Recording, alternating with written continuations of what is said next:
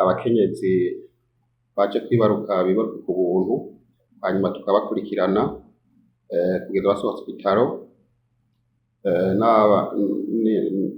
n'ibibondo biri munsi y'imyaka 5 navyo nyene tubivura ku buntu, hamwe n'abakukuruke.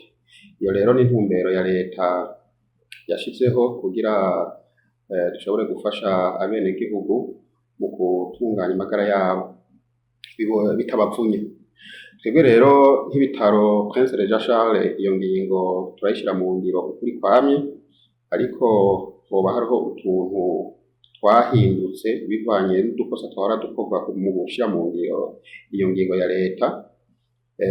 Nibaza ko imyidogo myinshi yoba biva ku ngene basaba ko boba baciye ku bitaro vy'uburere akaba arivyo bibarungika ngaha, canke mu mavuriro mato mato ariyo bita amacentre de santé.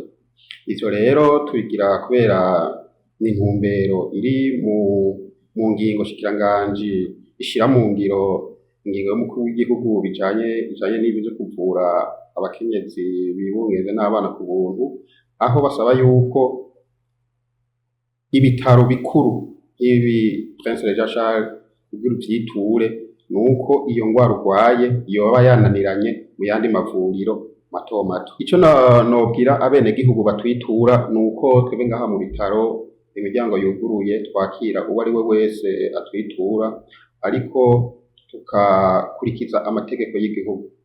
Rero twosaba batwitura yuko batogira impungenge kuri ico kibazo, kuko ni ingingo ya 15 iri mw'itegeko shikiranganji.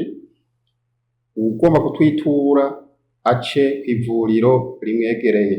Aha ngaha muri hôpital Prince Regent Charles hari ivuriro ritoyi ryo mu Buyenzi, duhereranije uruhome, baceho kw'iryo centre de santé, hanyuma babonye yuko iyo ngwara yiwe badashoboye kuyivura, baca mu rupapuro rumurungika ngaha.